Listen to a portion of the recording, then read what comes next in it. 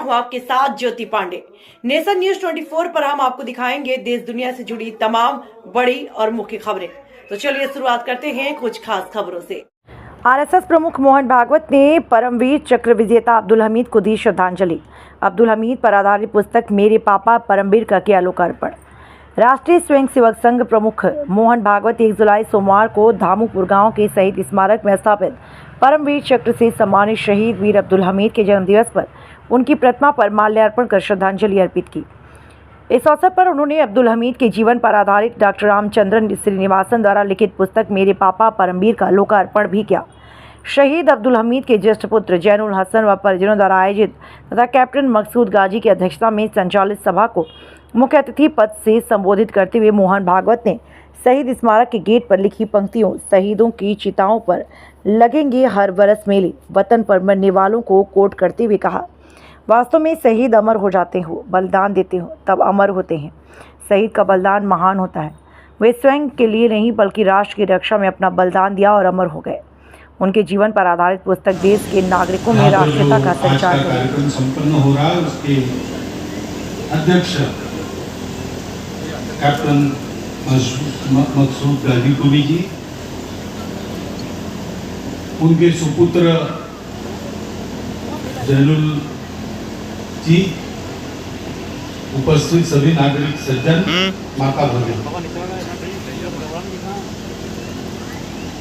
आते आते प्रवेश द्वार पर बाएं तरफ एक पंक्ति लिखी है, प्रसिद्ध है, सब जानते हैं। शहीदों की चिताओं पर लगेंगे हर बरस मेले, वतन पर उनकी कुर्बानी का यही बाकी निशान। वास्तव में शहीद अमर हो जाते हैं। कैसे? उनका अपना बलिदान एक अपने आप में बहुत महान कृति है।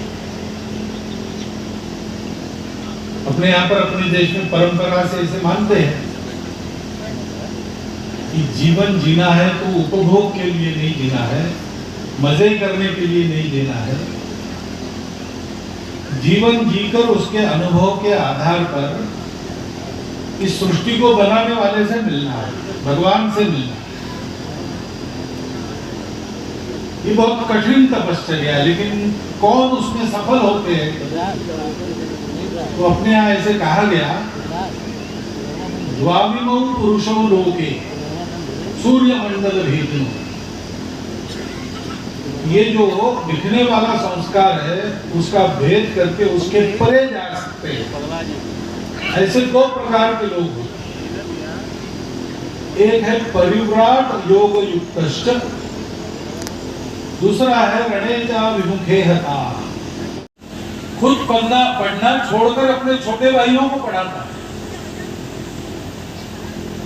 और इतना ही नहीं तो खाने को बैठा है और सामने कोई मांगने वाला आ गया तो फिर वो अकेला नहीं खा सकता। वो मांगने वाला उसको देगा, विदा कर देगा, फिर खाएगा, अथवा नहीं तो उसको भगाएगा फिर खाएगा,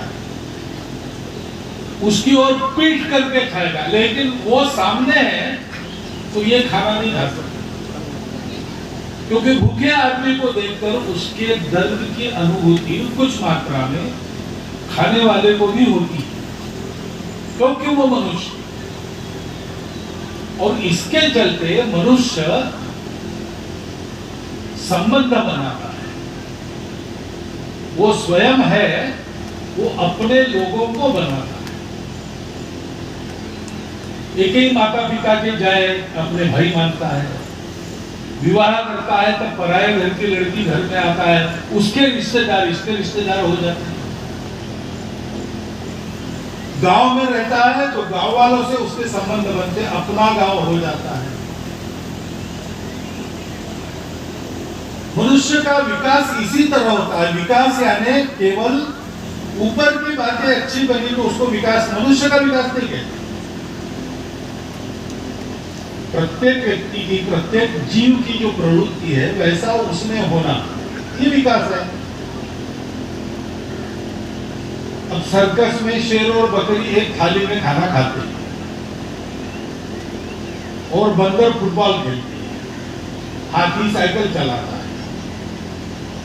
हम पैसा देकर टिकट खरीद कर देखने जाते हैं, लेकिन उसको विकास नहीं कहते। उन पशुओं का विकास ऐसा नहीं है, वो तमाशा है। शेर और बकरी ये एक थाली में खाना का विकास नहीं है। बकरी का विकास अपने वाड़े में है और शेर का विकास अपने जंगल में है। हाथी साइकिल चलाए ये उसका विकास नहीं है। हाथी बड़े बड़े पेड़ों को सूंड में लपेट कर उखाड़ ले, ये उसका विकास है। ऐसे ही मनुष्य का विकास पशुओं के जैसा केवल अपनी चिंता करना इसमें नहीं है। अपने यहाँ देखते हम, जितने ज्यादा लोगों की चिंता कोई करता है उतना वो बड़ा है। केवल अपनी चिंता करने वाले को कोई अच्छा नहीं कहता। भला आदमी कम से कम उसको कहते जो अपने परिवार की चिंता करता है। अच्छा लड़का है, उसने अपने परिवार को ठीक से बनाया, ठीक से रखा, ऐसा कहते। और ऐसा परिवार अगर गांव के काम आने वाला परिवार हो